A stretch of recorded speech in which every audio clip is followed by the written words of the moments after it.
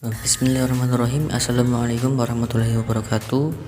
Kami dari kelompok 1 akan mempresentasikan hasil dari diskusi kami yang bertemakan bunga bank, yang beranggotakan yang pertama ada Mas Afan Nur Ramadan, yang kedua ada Mas Syaful Kahfi, yang ketiga ada Asyahriana Syahro, yang keempat ada Sinta Olivia, yang kelima ada Mbak Alita Noni Ardian, yang keenam ada Mbak Dikti Oktaviana, yang ketujuh ada Mbak Eka Nurfitriani, kemudian yang ke-8 ada Mbak Revi Afisa Putri Febian. Yang pertama akan dipaparkan oleh Mas Afan. Assalamualaikum warahmatullahi wabarakatuh. Nama saya Afan Nur Ramadan Rashid. Di sini saya akan menjelaskan pengertian dari bunga bank. Yang pertama, bunga adalah biaya tambahan yang dikenakan dalam transaksi pinjaman uang yang diperhitungkan dari pokok pinjaman tanpa mempertimbangkan pemanfaatan pokok tersebut berdasarkan tempo waktu yang diperhitungkan secara pasti di muka dan pada umumnya berdasarkan persentase. Yang berikutnya, untuk dapat membayar balas jasa atau bunga yang dibayarkan kepada penyimpan, maka bank akan meminjamkan pula dana tersebut dalam bentuk kredit kepada masyarakat yang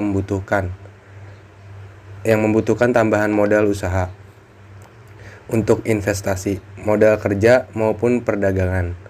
Atas keuntungan usaha yang diperoleh, debitur dengan memakai atau mempergunakan kredit dari bank, maka debitur menunjukkan tindakan yang terpuji dan memberikan balas jasa atau bunga atas pemakaian dana tersebut kepada bank yang bersangkutan.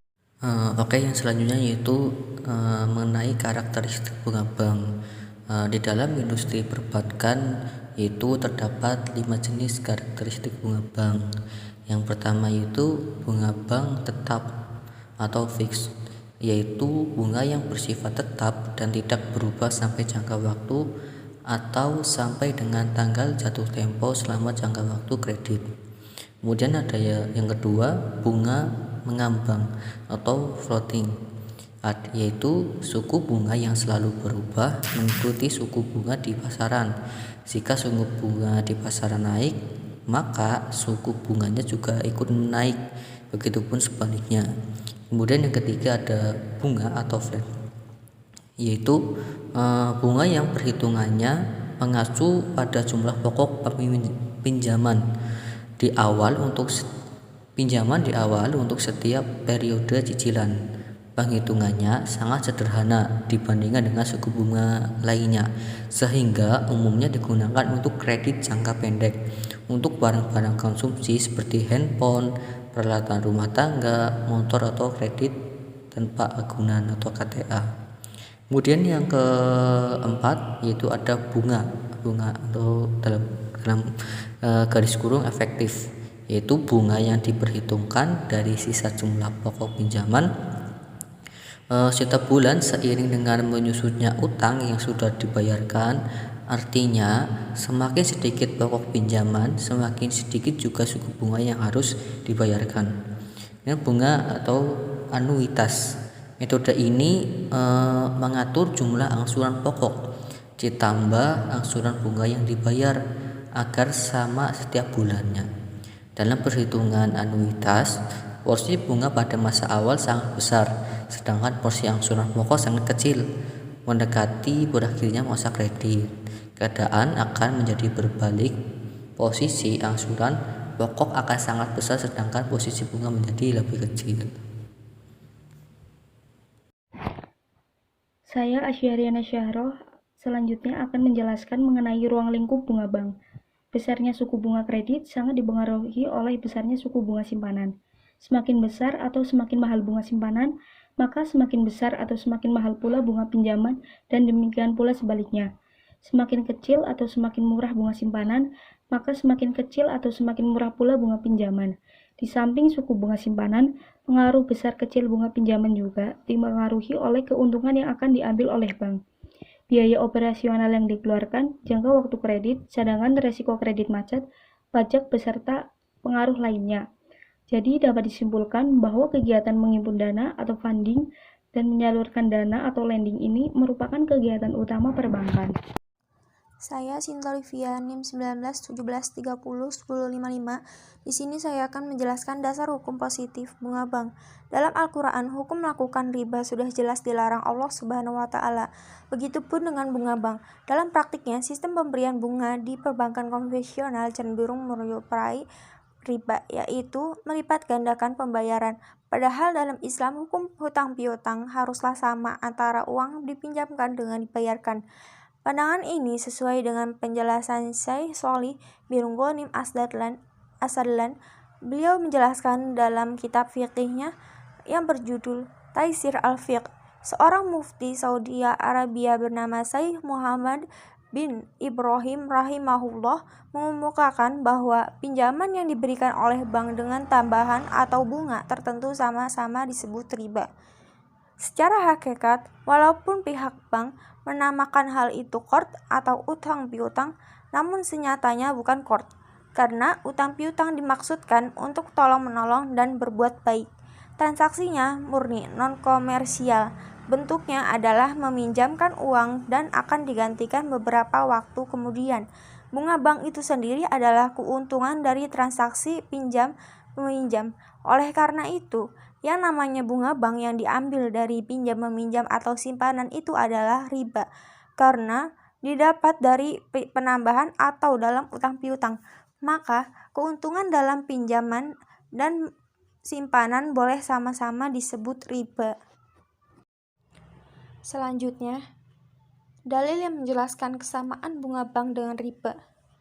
Dan sesuatu riba atau tambahan yang kamu berikan agar dia bertambah pada harta manusia, maka riba itu tidak menambah pada sisi Allah.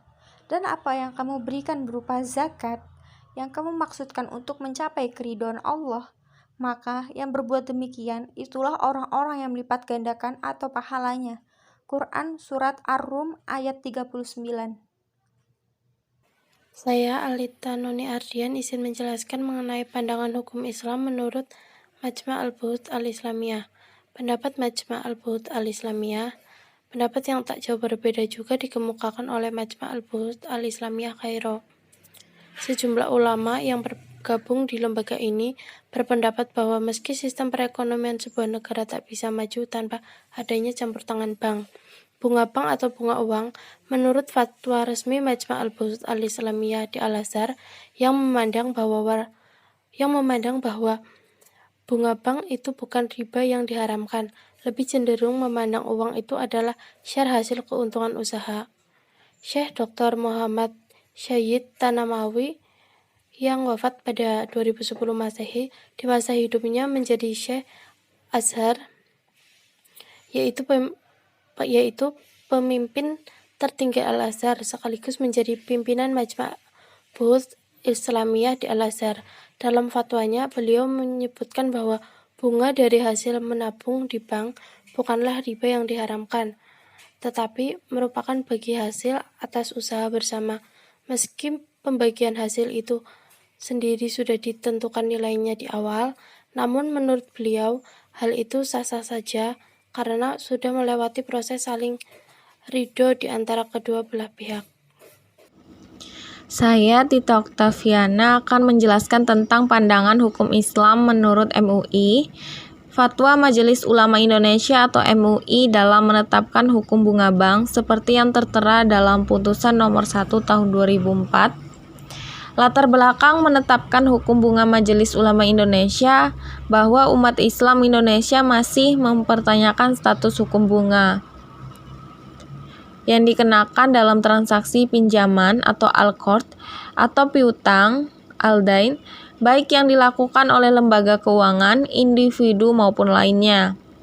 Bahwa Ijtima Ulama Komisi Fatwa se-Indonesia pada tanggal 22 Syawal 1424 Hijriah atau 16 Desember 2003 telah menfatwakan tentang status hukum bunga. Bahwa oleh karena itu Majelis Ulama Indonesia memandang perlu penetapan fatwa tentang bunga dimaksud untuk dijadikan pedoman.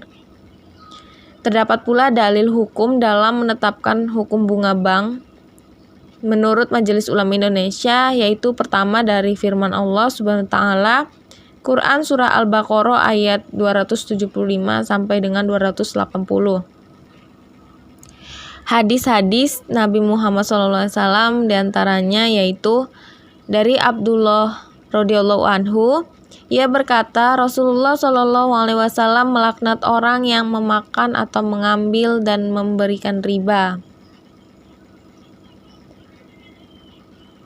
Rawi berkata, saya bertanya, apakah Rasulullah melaknat juga orang yang menuliskan dan 2 orang yang menjadi saksinya?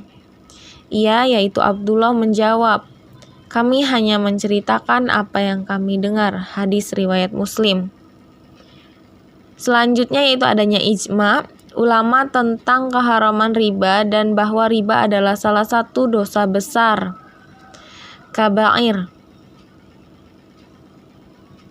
Hal ini dilihat dari Al-Nawawi, Al-Majmu' Syarh Al-Muhadzah.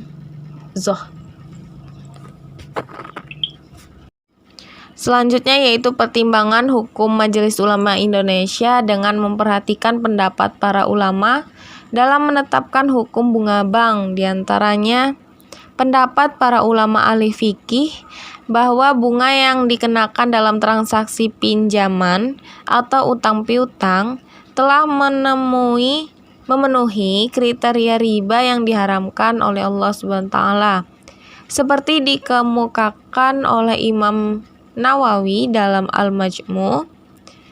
Al-Nawawi berkata, dan Al-Mawardi berkata, sahabat-sahabat kami, ulama mazhab Syafi'i, berbeda pendapat tentang pengharaman riba yang ditegaskan oleh Al-Quran atas 2 pandangan. Yang pertama, pengharaman itu bersifat mujmal, global, yang dijelaskan oleh sunnah.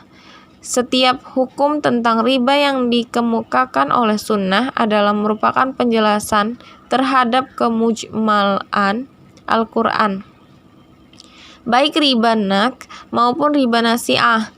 Kedua, bahwa pengharaman riba dalam Al-Quran sesungguhnya hanya mencakup riba nasa yang dikenal oleh masyarakat jahiliyah dan permintaan tambahan atas harta atau piutang disebabkan penambahan masa atau pelunasan.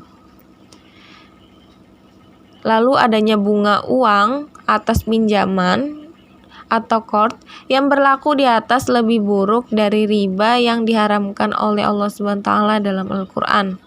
Karena dalam riba, tambahan hanya dikenakan pada saat si peminjam berhutang tidak mampu mengembalikan pinjaman pada saat jatuh tempo. Sedangkan dalam sistem bunga tambahan sudah langsung dikenakan sejak terjadinya transaksi. Menurut Fatwa Dewan Syariah Nasional atau DSN Majelis Ulama Indonesia tahun 2000 yang menyatakan bahwa bunga tidak sesuai dengan syariah. Selanjutnya saya Eka Fitriani akan menjelaskan mengenai pandangan hukum Islam mengenai bunga bank menurut pendapat NU.